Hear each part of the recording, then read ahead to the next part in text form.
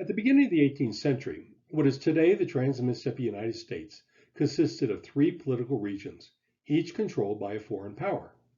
By early in the 20th century, those areas were part of the United States and were broken into 22 political divisions, with the borders being essentially as they are today. The changes that occurred over that time are fascinating and are the subject of our Shaping the American West series of YouTube lectures. Period maps provide a unique perspective on this topic, for they show us the political situation in the country in, as it were, real time, as the borders were drawn and redrawn, even when the borders lasted for just a short time. These lectures will look at the shaping of the American West using original contemporary maps to help illustrate this complex subject.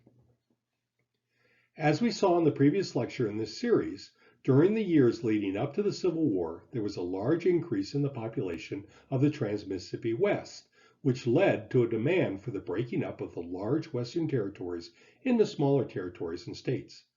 Such political developments were, however, difficult to bring about because of the contentious issue of slavery. This changed when the Southern states seceded from the Union, which allowed the now Northern-dominated Congress to create 5 new territories during the Civil War. By the end of the war, the internal borders of the American West were very similar to those of today, except in the northern plains, where a large Dakota Territory had a strange butterfly-like shape. This lecture will show how in the 4 decades leading up to 1907, the American West took on its final political configuration. The last major border change in the American West that was made during the Civil War was the 1864 creation of the Montana Territory. This was carved out of the northeastern part of what had been a very large Idaho Territory, which had extended across 13 degrees of longitude, around double the width of most other western territories. It was both the unwieldy size of Idaho and the desire of the miners in the new mineral lands on the far side of rugged mountains from the political center of Idaho that had led to the creation of Montana.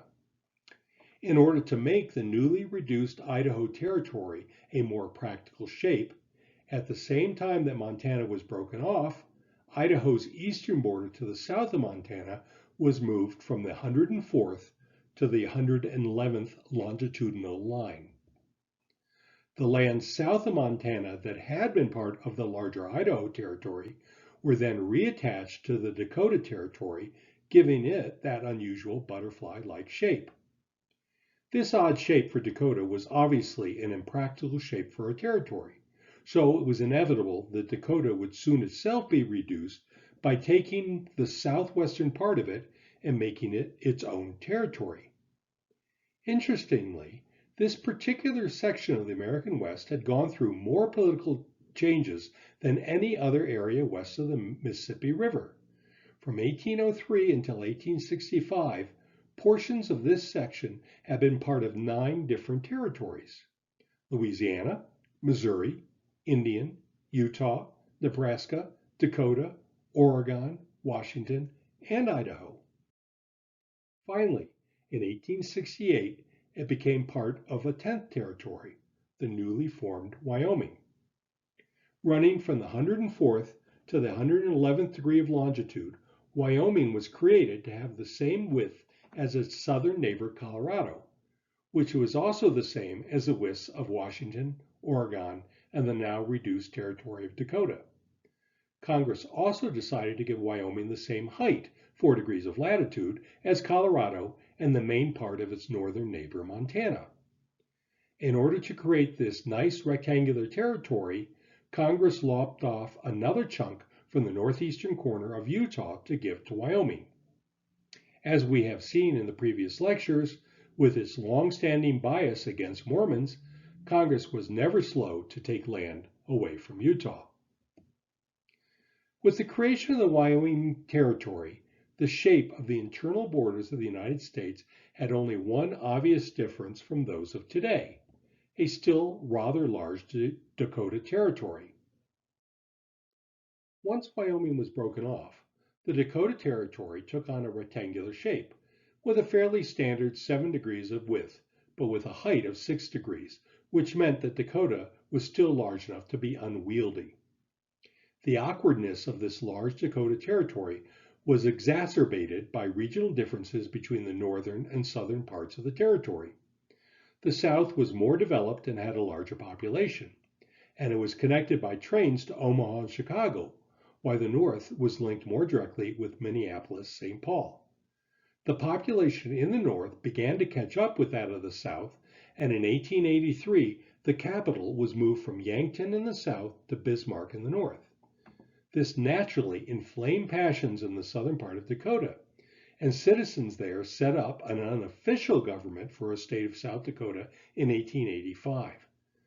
The tensions in Dakota made it inevitable that the two sections would eventually be brought into the Union as separate states. This finally happened in 1889. With the friction between the two, President Benjamin Harrison did not want to give one state bragging rights over the other, so he shuffled the statehood acts and signed them without looking so no one would know which was the 39th and which the 40th state of the Union.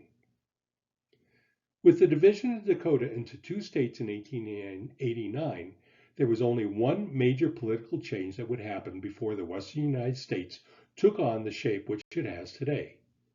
This change reflected the final death throes of the Indian Territory.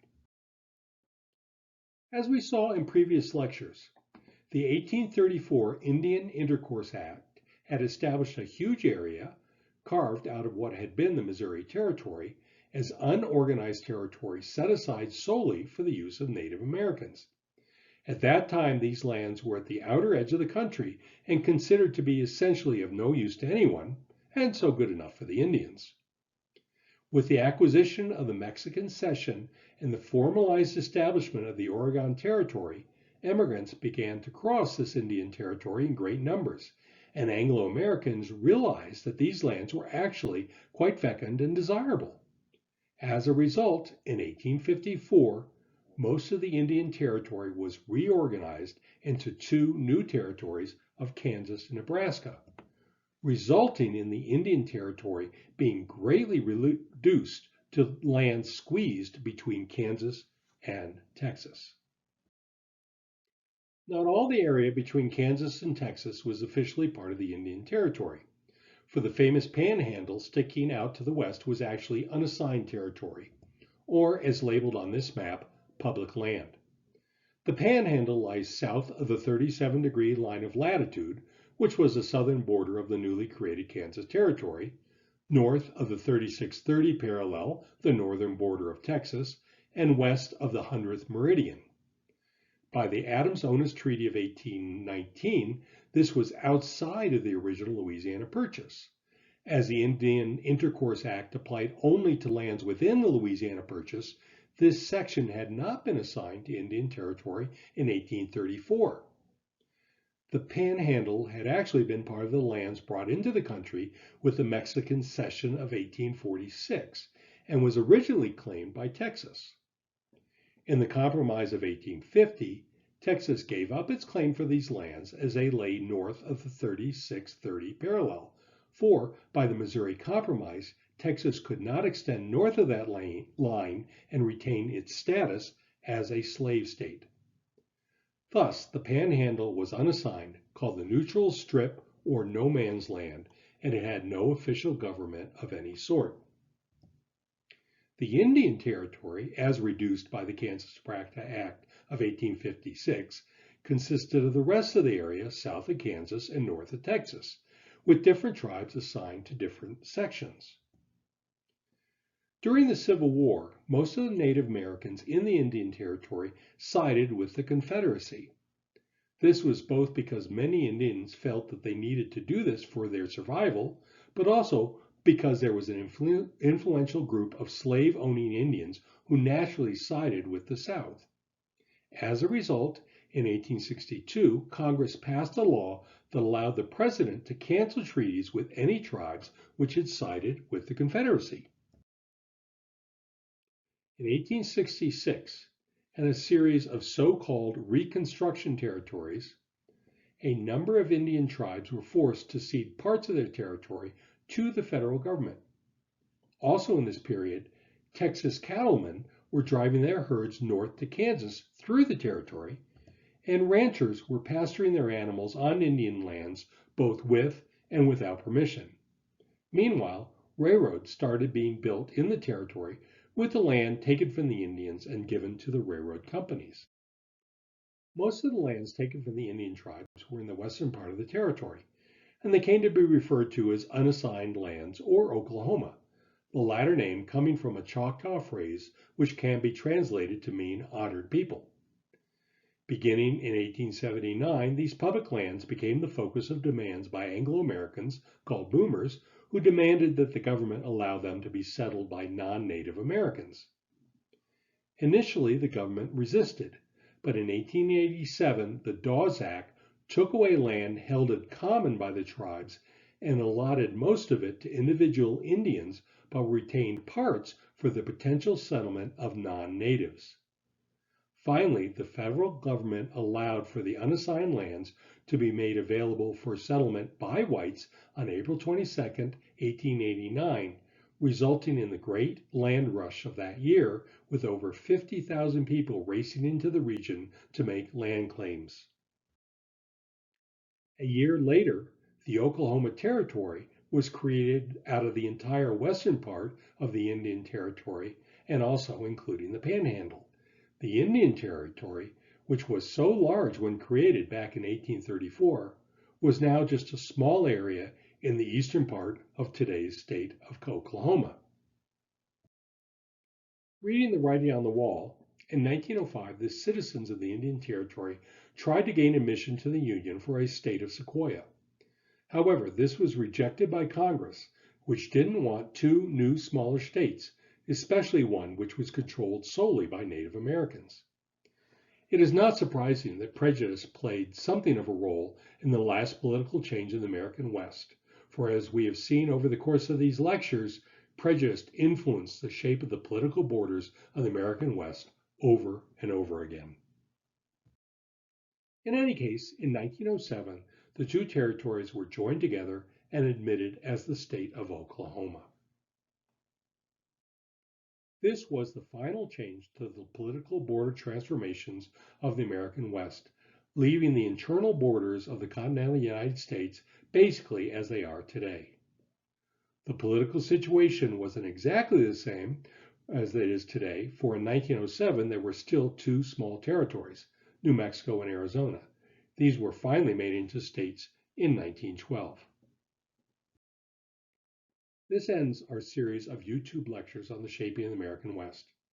In this series, we have seen how today's American West went from consisting of three large political entities controlled by foreign powers to being an integral part of the United States consisting of 22 states. The changes that the region went through were largely influenced by economic and political forces, but as we have seen, consistently, there was also the working of the insidious factor of prejudice. One cannot understand the current state of our country without understanding the history of our country, and we hope that this series of lectures will have helped to throw some light on an important part of that history.